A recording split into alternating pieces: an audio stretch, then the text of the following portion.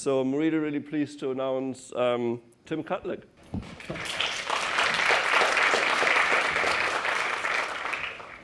The brain is a pretty remarkable thing, isn't it? Right, all right, think about what's happening right now. You're sitting there, you're watching me, you're listening to me. This is seemingly a pretty easygoing passive activity, right? Certainly not something anybody would consider exhausting, at least I hope not. Otherwise, I'm not doing my job up here.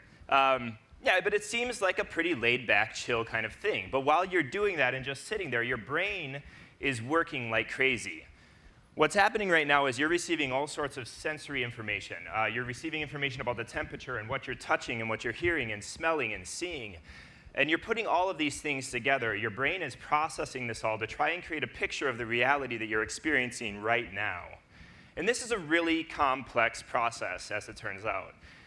Each of these different types of input gets processed at different speeds. So for example, touch is processed a lot quicker than vision is. And yet, if I were to do this, my brain, that was a really quiet slap, let's do that there like that. My brain takes the sound and the vision and the touch and it combines it all into one unified event. And it filters out all the other information that doesn't matter. So it has to line all those processes up. It has to coordinate them and collect them into groups and filter out what doesn't apply. You may be hearing whispering or typing, but if you're focusing on me, your brain is pushing that stuff off to the side. And then your brain applies some pattern recognition to try and infer some sort of meaning from all of these signals. This is why when you look at clouds, you see different things inside of the clouds. And why you see different things inside of the clouds from your neighbor is because those patterns are based on your experiences and your beliefs. And this is a really powerful thing. This is also what enables us to look at a series of lines and dots and circles. And if we arrange it in just the right way, we think it's a face. Right? We perceive this as a face, even though reality is it's just a bunch of dots and lines and circles in some random shape. And this is what people mean when they say that perception is reality. Now, this isn't 100% true. Like, there's flaws in this statement. It's a very tweetable, small-sized quote that everybody loves. But there are a few flaws. Like, this isn't the Looney Tunes. We don't get to jump off a cliff and then not fall until we perceive that there's nothing underneath us, right? The edge of the stage is a very real thing. And if I were to step off this right now or fall off this, there would be some very real consequences. Probably a more accurate statement would be to say that perception frames our reality. It's the lens through which we view it. And how we experience each individual moment of our day is based on our perception of that experience. And the whole thing is fascinating and impressive, and we could spend an entire presentation talking just about that. But it's also fairly fragile and prone to manipulation and error. So here's an upside-down photo of who? Who is this? Is anybody? Obama, right? And it looks like, yeah, it's Obama. It looks fine, normal, right? So let's flip this up, right? Sorry, some people might have nightmares. This is really creepy looking, isn't it? Like, the first time I saw this was in like a children's museum, actually, that I took my kids to. And they had a frame on the wall, one of those really creepy old portraits. And that was even worse, because you'd turn it around, and it's like this black and white photo with upside-down eyes and everything. But what happens here is your brain looks at this, and your brain can tell, like, it's trying to figure out what this is. Now, it's not a face in the normal way that it sees a face, right? It's upside down, something's wrong. But it still sees the pattern. And so it assembles those things in what it knows like a face looks like. And so it misses some of the details. And it's not until it sees it straight on that it realizes the error of its ways and where some of these things are a little bit off. Look at these two wonderfully bizarre shapes. One of these is a kiki, and one of these is a booba. These are fantastic words to say, by the way, kiki and booba. This is the most fun I've ever had rehearsing a slide, was this one right here, kiki and booba. Who thinks that shape A is the kiki? Okay, who thinks it's shape B? All right, only a couple hands for shape B. Now, guess what happens here? These are actually just completely random, abstract shapes. They don't have any name attached to them. And yet, if you present this to groups of people, this has been repeated over and over in studies, 90+% of people will respond that shape A is the kiki. So why does that happen? The theory goes like this. When you say kiki, the k is a very sharp sound, and in fact, your face takes a little bit of a sharp angle to say kiki, right? Whereas when you say booba, your face takes a little bit of a round shape, you pucker up the lips a little bit, and it's more of a full sound. And so your brain is trying to create some sort of connection between these words and these random shapes. And what it sees is sharp angles, and it hears sharpness of sound, and so it puts the two together and says, that must be connected. It infers meaning where there is none. So the brain can be duped. And it turns out that one of the easiest ways to mess with your brain is time. How many people think 300 milliseconds is a really, really long time? Show of hands. Yeah, OK, there's like 2 of you. I'm guessing you do performance optimization inside your organizations. Because you can always tell. They're the ones that are like, yeah, 300 milliseconds is a long time. It's not. Like, this is, I'm going to show you. This is 300 milliseconds. We're going to move the square from one side of the screen to the other. Very complex process. It's going to take 300 milliseconds. Ready? That's it. Hold on, let's do it again. That's not a lot of time, right? And yet, this is an experiment where we took people put an Oculus Rift on front of people's faces, and they fed them what they were seeing, but with a 300 millisecond delay in lag. And it turned 300 milliseconds, that's all it was. And it turned these, I assume normally they would have been well-functioning human beings, into a bunch of oafs, right? And yet again, like 300 milliseconds, I don't think there's anybody out in the audience right now after the square animation that was just fairly superfluous who are sitting there thinking, oh man, you know what, geez, that is 300 milliseconds of my life I am never getting back, right? It's a small amount of time. We don't think much of it. But it makes a big difference. And in fact, when it comes to digital interfaces, we're susceptible to delays even smaller than this. There's been several studies, but most notably by Walmart and Amazon, that line up perfectly that say that 100 milliseconds, for every 100 milliseconds you take off load time, they see a corresponding 1% increase in revenue. Now, I can guarantee you that none of their users are sitting there with a stopwatch timing this thing and being like, oh man, it's 100 milliseconds longer. I am not going to buy that box of whatever it is, fruit snacks from Walmart. That's not what happens. What happens is the brain is perceiving a little bit of a delay, and it's just enough to make it uncomfortable, a little bit more uncomfortable than it would have been otherwise, and that impacts how you interact with that site or application. In fact, 100 milliseconds, as it turns out, is actually a fairly important number when we're talking about perception and performance. There were studies in the 1960s that showed that if a digital interface responds to a user interaction within 100 milliseconds, it feels instantaneous, and there's a very direct connection between what you, the user, did and what that interface does. Anything longer than that, and it starts to feel like there's a little bit of a lag and a delay there.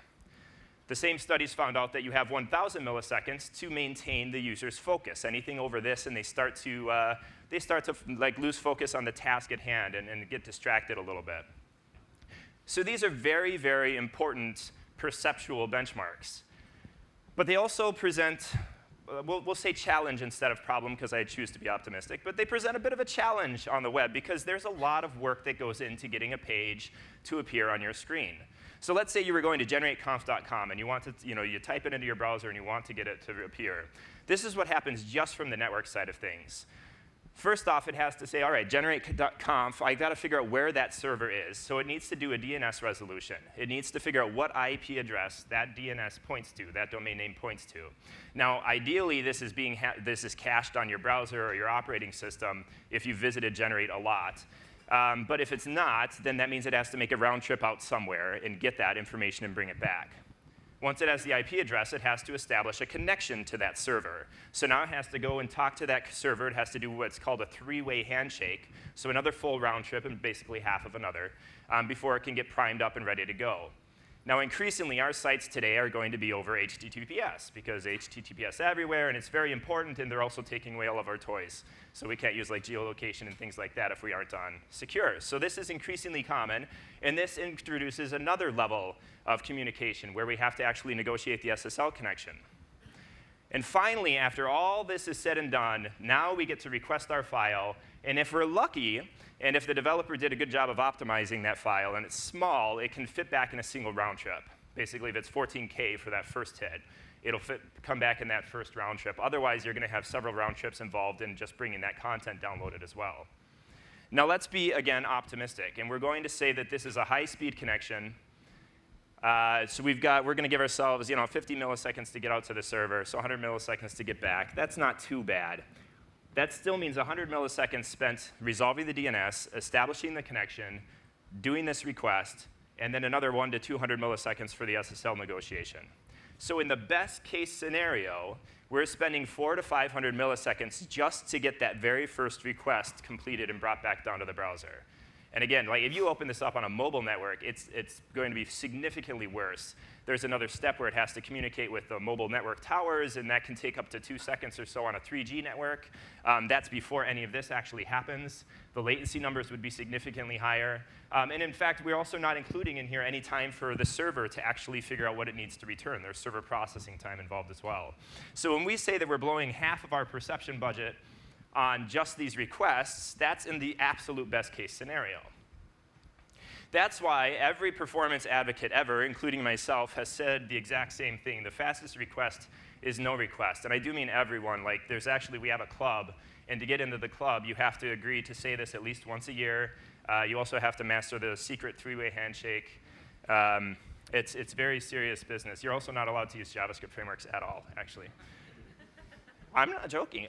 So the fastest request is no request. And this is one of those things that actually it's a really good thing, though, to keep in mind. It's a simple concept, but if you're always thinking about this, and how can I eliminate bringing in those additional resources, that's a great way to start with performance in mind. Because everything that you add to your page needs to have some sort of value that it's providing, because everything you add definitely has a cost. So you have to assess that value versus cost trade-off. It has to have a reason for being there.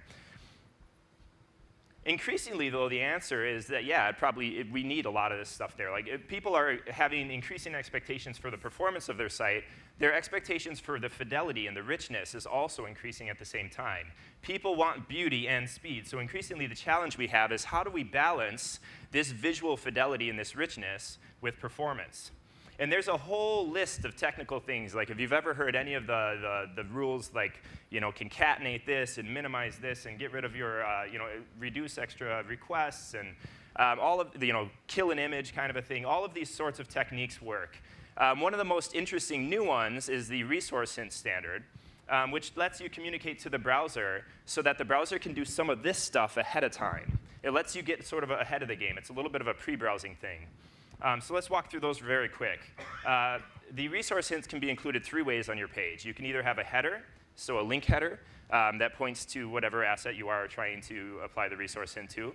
It could be included as a link element inside your head, just like you would for a style sheet. Or you could do it dynamically by JavaScript, which has some interesting implications where you might decide to do a little bit of preloading only in certain situations when the user has done something specific. The resource hints vary in how much they try to tackle. The simplest one, the one that does the least, is DNS prefetch. DNS prefetch says, I'm going to need an asset from this domain. And so the browser says, OK, what I'm going to do is I'm going to go ahead and I'm going to do that DNS lookup and get that out of the way. And that's it. It stops there. When it gets to the resource, it still needs to establish the connection and do everything else. Pre-connect is DNS prefetch on steroids, and really should just be used instead of DNS prefetch pretty much all the time as long as support is there. So for what pre-connect says is the same thing. I'm going to get an asset from this domain, do all of this. Do the DNS lookup, establish the connection, do the SSL negotiation. When you come across an asset on that domain, go ahead and just request it. You've got that connection already opened up. Preload is technically not a resource hint. It's like in its own little thing, but everybody lumps it together, so I will too. Preload is for individual assets like styles or JavaScript or images or things like that. And what you're saying to the browser here is, I'm going to need this resource. Go ahead and just get it. Just get it as early as you can, and that way when you come across it, it's already there. You don't have to do anything. And then finally, pre-render, which is the most aggressive and also the most dangerous. Pre-render is about the next page in the user's journey. So pre-render says, they're on this page. I'm pretty sure they're going to go over here next. Why don't you go ahead and not just connect and download all that stuff, but actually render the page. It basically works like there's an invisible tab that loads the page up, applies the CSS, it executes the JavaScript, and then if they move to that page, it swaps it into place. It's incredible. You meet that 100 milliseconds easy. The risk is that if they don't go to that page, you just wasted a bunch of their data. It's one of those things where you kind of have to predict, so you need to really be looking at user journeys through the site and analytics to make sure you have a reasonable amount of certainty that they're going to go there. Also, don't go too hog wild on this. I talked to a company early days of pre-render, and they were like, this is great, we're going to pre-render everything. And they had like you'd look at their head, and it was like 15 different pages they were saying to pre-render. And I think the browsers are smarter now, but at the time they weren't, and so they were trying to like load all of these 15 invisible tabs, and they caused crashes and all sorts of messes. So you do want to be more careful with these. And the other thing to remember with resource hints, it's a little bit of a big dream, small potato kind of a thing, because the ambition here is that it's going to do all of this, but it is a hint, which means the browser can say, I don't want to do this. I don't think it's the right time. I have other things going on. So just because you use resource hints doesn't mean the browser is going to listen. But they are a really, really good place to start, and they can help the browser get things down a little bit quicker. But we can go even further than this. So if I load up a site, generate conf on my Moto X, this is what I see. There's a ton of content below here, right? The entire schedule, in fact. But from a perception perspective, all I care about in terms of how I'm judging how quickly the site loads is how quickly does this paint thing happen? How quickly do I see this content? Because the rest of it can come later. I'm not going to see it until I scroll down to that point. So this is where the idea of critical path optimization comes in. Now, we talked about what happens on the network side of things, but as the browser gets those resources, there's still a lot of work that happens. It has to look through the HTML and the CSS and the JavaScript because it needs to create a document object model, a representation of all the elements on a page, and a CSS object model, a representation of all the CSS that could be applied to those elements. It has to look at JavaScript because JavaScript could potentially change both of these things. For example, you could do a document.write, or you could change the style of an element. So the JavaScript could influence the DOM or the CSS object model, which is why we say it's blocking. The browser needs it to move on. Once it has that, it pairs the CSS and the DOM together to figure out what it's going to actually render. Some elements you're not going to render a head. You're not going to render a div if it's hidden, those sorts of things. Then you go into the layout mode. Basically, think of this as like Lego blocks, and you're figuring out where exactly everything's going to go, the position of everything. And then finally, you paint it out onto the screen. So when we talk about the critical path, what we're talking about is the path from that network to that very first paint. That's your critical path. And anything that stands in the way of that initial render is a critical resource. So here's an example to walk through it. This is a super simple HTML. We've got 3 critical resources here. The first is the HTML itself. The browser needs to make the request, bring the HTML in before it can do anything. The second is the CSS. It needs that CSS so it can figure out what the CSS object model is. And the third is our script here, jQueryActular, sorry. Equal opportunity, yeah. Because it needs this to figure out if it's going to change the DOM or the CSS object model. So let's eliminate these critical resources as much as possible. So let's zero in on the script. So what happens here is the browser's parsing the HTML, and it comes across the script, and it says, oh, I've got to stop. I've got to parse and execute this script before I can move on with the rest of the HTML. Like, it's blocking. I need to make sure that that JavaScript's not doing anything that's going to cause me to change what I'm trying to accomplish here. If you load it asynchronously, you can use the async attribute, or there's a fantastic like 2K script called load.js from the Filament group if you need to support, like, for example, before IE10. That you can use. But if you load it asynchronously, what this tells the browser is, OK, when you come across that script, why don't you parse it at the same time that you're parsing the HTML, then pause and execute, and then continue on with anything you need to do after that. So that gets it out of that critical render. The other option you have is defer. And defer is actually, like, that's the extreme. That's going as far as you can go. That says, you know what? When you come across a script, you can parse it, but don't do any execution until everything else is done. Like, it's not going to change anything. You don't have to worry about it. Put it off to the end. So if we apply the async or defer attribute here, that moves it out of our critical path. So what about the styles? Well, again, if you look at what's visual on the screen, there's only certain parts of this page that I care about initially. There's CSS that applies to these specific elements, and anything that applies to the elements down here does not matter for that initial paint. So what you can do is you can use a tool that will take your styles and parse out just what's critical, what applies in that initial view, and inline that into your page. So now when they request the HTML, the CSS is right there. It doesn't need to make another request. Then you can load asynchronously the CSS. Once again, Filament Group has a nice little 2K load CSS option for you here. So what this does is it gets all the CSS it needs within that first request. The rest of it comes in a little bit after the fact.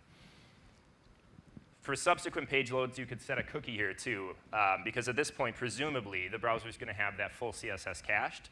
So you could set a cookie, and next time, just ignore the whole critical async stuff and just load CSS as normal. Now, one of the critiques that I hear a lot from people when they're first starting, or even some people who have wrestled with this a little bit, because some of the critical CSS stuff, even with the tooling, there's a ton of tools for the builds processes and stuff that you can put in that'll take care of this for you. But even with that, there's a little bit of a setup overhead. And so one of the critiques is that this is complicated, complex stuff. And is this like a micro-optimization, or is it meaningful? And it turns out it's a really meaningful, actually. Filament Group did an experiment with the Wired article, where they took an article from Wired, and then they just reordered the resources and how it was loaded. I'm not 100% sure they even went as far as the critical CSS part. But they optimized the order of everything else and how things were pulled in. And the result was almost 9 seconds quicker where you started to see content, right? So for another 9 seconds, I can start reading and scanning before where the other one I was staring at a white screen. Now these are both like critical CSS resource hints. These are both very technical things, and even when we're talking about the connection, it's been a very technical presentation for those things so far. And that's what we often talk about when we talk about performance, is from that technical perspective, which is why I think that for a long time we've really been struggling to shake the performance is the developer's responsibility thing. But there's a very serious risk, and I think we've gotten better, by the way. I don't want to sound too bad. We've gotten significantly better with this. I think that we are seeing more performance stuff inside of design communities and everywhere else. But there's still sometimes it's tempting to pull back out and say, well, this isn't my stuff. I'm not the one writing that code. Like, why do I care? But there's a risk in isolating performance as a technical issue entirely. So there's a multi-story office building in New York. There's all sorts of stories about New York. New York's a big city. That's nice. There's a multi-story office building in New York years and years ago, and they got all sorts of complaints from the tenants there because the elevators were very slow during peak times, right? You've been on an elevator where this happens. It stops at every floor, and it takes forever for you to get up and down. And so people complained a lot. And so this was becoming a very consistent issue. So the manager said, OK, well, we're going to commission a study, and we're going to dig into this. And so what they did is they analyzed the situation. They brought engineers in to look at everything. And the conclusion was the engineers said, you know what, we can't actually do anything about this. Like, this is as fast as the elevator can go. There's nothing else we can do. So the office manager called a meeting, because meetings are where you solve things, right? And so the office manager called the meeting. And as legend has it, there was one person inside this meeting who was one staff member who was apparently a recent psych major. And they approached it differently. Instead of thinking about the performance of the elevator through the technical limitations, like how fast can it go, they were thinking about, all right, well, why are the people complaining about this in the first place? They put themselves from the perspective of the actual user of that elevator. They said, you know what, there's all sorts of things that are delays during the day that we don't complain about, so why are we complaining about the elevator? What makes this such a painful journey? And his conclusion was that, well, maybe they're just bored. Like, maybe this is a really awkward, boring thing. You're stuffed in a little box surrounded by a bunch of people you don't know, and you're going up and down these floors and stopping everywhere. Maybe it's like a bored, awkward thing. So his solution was mirrors. Let's shove mirrors in the elevator. This is a standby. Like, when's the last time you were in an elevator without a mirror, right? This is like everywhere now. Because the thought process was that if you have a mirror there, then suddenly they can kind of watch themselves in the mirror. You can actually watch the other people, and it's a little less creepy than if you're like just staring at them like this. That doesn't work well, I found. But if you stare at them in the mirror, it's fine. It's totally acceptable. And sure enough, they put the mirror up there, and people now had some sort of visual input coming into their brain. They had things going on that were occupying them, and the complaints about the wait disappeared entirely. Now, so the lesson here is obviously that mirrors are important for more than just selfies. No, actually, the real thing to take away from this is that performance is about the user. And if you focus on them, and if you focus on their experience and how they're feeling and how they're thinking, you start to see different abilities, different optimizations you can make that you would miss if you were looking at it purely from a technical perspective. It becomes less about the technical limitations and more about what you can do creatively. One of my favorite examples we talked about balancing richness with performance. One of my favorite examples comes from Mark Zeman, runs Speed Curve now, at the time was at a studio, created this site for the New Zealand tourism. And they wanted this to be an immersive movie-like experience. So if you're scrolling up and down the page, what you see happening here is like all of these images are coming in, people are moving around the different sections for you to click on. It's a little jankier over the projector, but I assure you that if you load this up inside of like, well, Safari, they built it in 2011, believe it or not, so some of this stuff, you know, they can improve on now. But if you load it up inside of Safari, for example, scroll up and down, it's going to be a very smooth, high-fidelity, movie-like experience. It's amazing.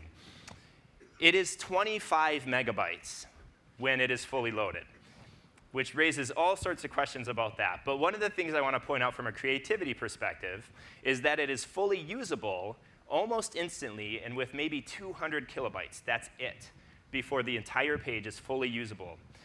What they did is they applied some ideas that were from, you know, like games where you have like the lower fidelity image that you swap in for a higher fidelity image later. They created this big sprite sheet that had these images, and it was really crappy. And I say big, like it's big in terms of the number of images. This is actually maybe like 300 by 300 pixels. It's a small little thing. And they basically use a sprite sheet to position it in all of these areas. So as you're scrolling down, what they're doing is they're looking at where you're scrolling into and starting to load the higher fidelity version on top. So as you go, the higher fidelity keeps getting swapped in and swapped in and swapped in. Now, if you go really fast, you see a slight blur first where you see this, and then it progressively layers the higher resolution on top. But the thing is, you don't have to wait for that 25 megabytes up front. You get to have this high-fidelity, rich experience, and it happens very, very quickly inside your browser. Here's another example, one that is a little bit more common, I think. If you have a delay, like you're building an application or a site, and there's something you just cannot make fast, right? Like there's all sorts of behind-the-scene processes. What is our go-to solution? It's the spinner or the progress bar, right? Like we slap this sucker all over the place. And I hate these things. I really do. Like, I think they're terrible. I think that they are the hold music of the internet, right? Every time we use a progress bar or a spinner, we are basically throwing our hands up and saying, you know what? We can't make this any faster. So why don't you just, you know, like pull up a chair, throw on some Kenny G. It's going to be really good. It's going to be a good time. And that's exactly what we do. All the progress bars do is tell the user that they're waiting. They draw attention to the wait. They don't give them any information about what's coming or how fast it's coming. They're just, I think they're a terrible solution. So, because I don't want to just like drop that and then not give you any other options, let's look at a few other more creative ways of tackling these delays. One comes from iOS. Actually started this was several years ago. Like an older version where they first kicked this off. But if you open a browser, or you open Safari and you open a new tab, a page in a new tab, you got this little animation where it would tilt forward and then snap back on top of the stack, right? And so this animation takes, I don't know, 300-400 milliseconds, somewhere in there. And far from being superfluous, this has like this is very beneficial from a performance perspective because as soon as you tap that link, Safari is starting to load that page. So it gets that 300 to 400 millisecond head start, which we saw was a big deal. So by the time it's got there, it's 300, 400 milliseconds ahead of the game. Animation, in fact, if you didn't catch, I'm sure Sarah went over a lot of this stuff in her presentation as well. It's like the importance of getting it right and making sure that there's meaning behind it. But it also really is helpful for establishing these connections. We talked about the brain trying to establish a connection between different objects to, and for meaning. Animation can really be used for this as well. So this is a great example from the Google Material Design Guidelines, where they have like this photo list. And if you tap on one, you can see like the abrupt, like where it just pops up. And it happens quick enough that you can tie the interaction, like your action, to the photo appearing. That's fine. But it's still, there's something jarring about it, right? But if you have a nice transition that still occurs quickly, all of a sudden, like it feels much more connected. It really helps. It gives your brain more information to create the connection between A and B. It's not just how quickly the reaction took place, but it's also the way it took place in that transition and how it occurred. Another option for replacing the progress bar comes from Luke Wroblewski. He built a mobile app called Polar. It's dead now. It was acquired somewhere. But the idea was that you load it up on a mobile network, on your mobile phone, and you're basically doing these very quick polls. Like you answer these questions with just tapping on one image or another. It's all about quick interactions. The problem is that they also have a lot of times where they have to go back to the server to get content. So when they were doing this, they had the spinner, as we all do.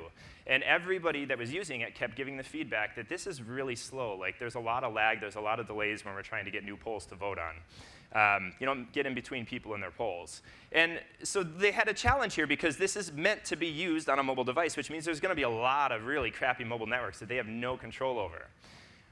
So they went back to the drawing board, and they replaced all of the progress bars, all of the spinners, with what they called skeleton screens. So instead of a spinner, what they did is they put little blocks in place that kind of stubbed out where the content was going to come into place. And so as the server responded with that data, they would fill in on top of those little gray bars and areas all that content. Now at this point, all of that feedback about it being slow went away. And that's because the skeleton screens are focusing on the progress. By building out those little blocks and telling you where they're going, they're giving your brain more information about what's happening. It's things for your brain to think about and process and anticipate as the content is coming in versus just a repeating spinny thing. It's a subtle shift. It's a shift from focusing on what you don't have to focusing on what you're going to get, but it makes all the world of difference. And thankfully, this pattern is really starting to take off. You can see it in all sorts of sites. I know Facebook does it, where if they're taking a long time to load their posts, they've got these little gray blocks that show off where the text and the profile pics are going to come in.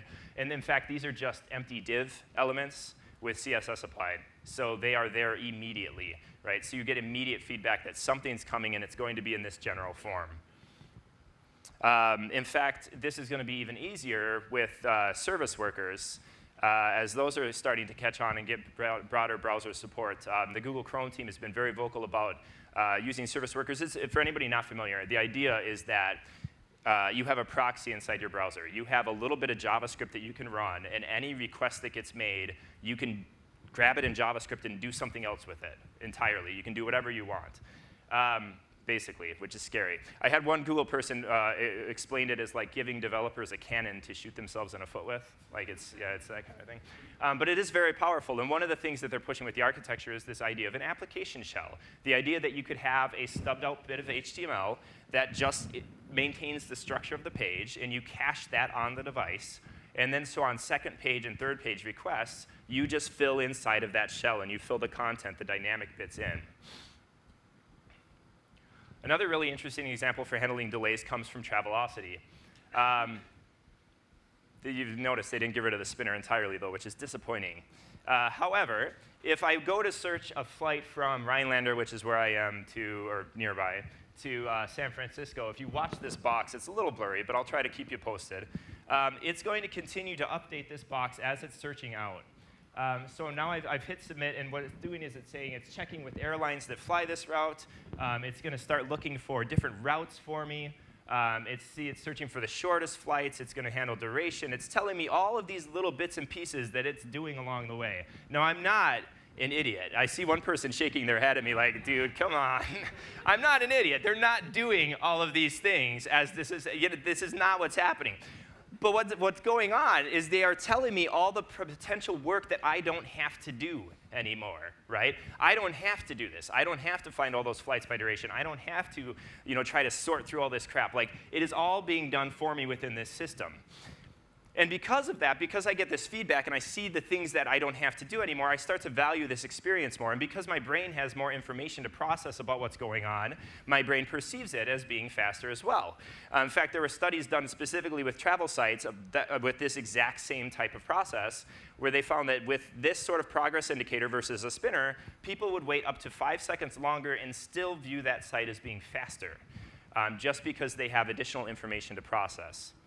That feedback is important because that feedback shows that progress. That feedback also eases anxiety, which is important when it comes to time perception, because our perception of time slows down in stressful and new information-dense situations. See, what happens is if you're in a high-stress situation or you're presented with a ton of new information, your brain gets hyperactive, and it basically lays down more and more memories. And so now when you recall that moment, as you look back at it, you see more and more detail, so it feels like it took a lot longer to occur.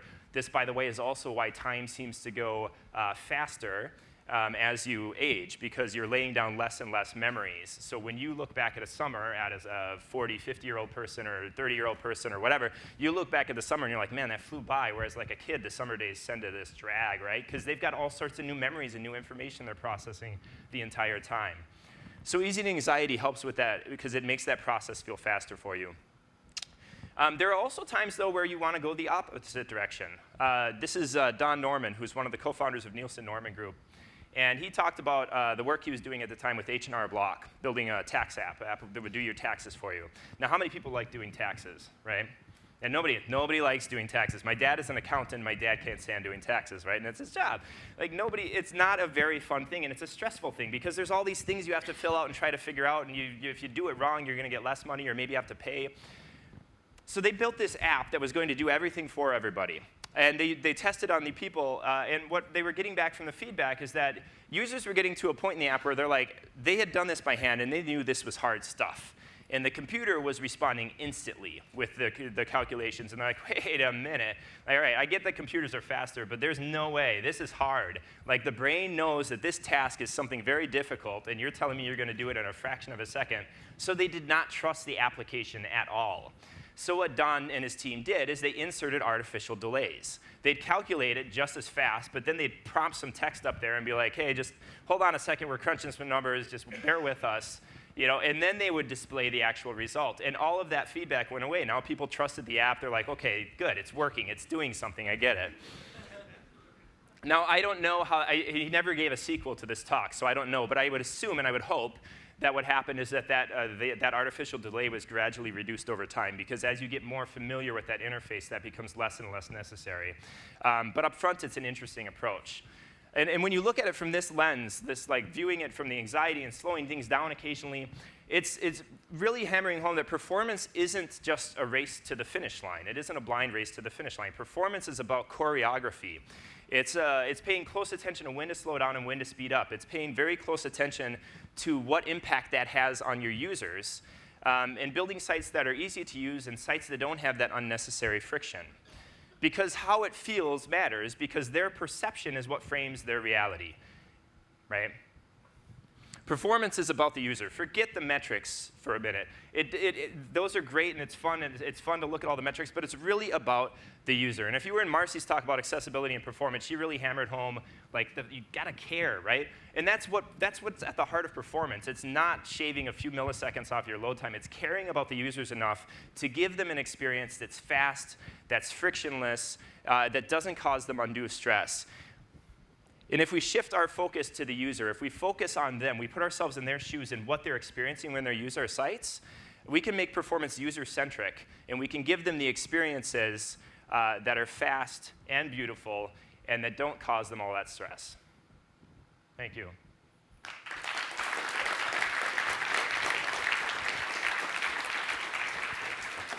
Thanks, Tim. Yep.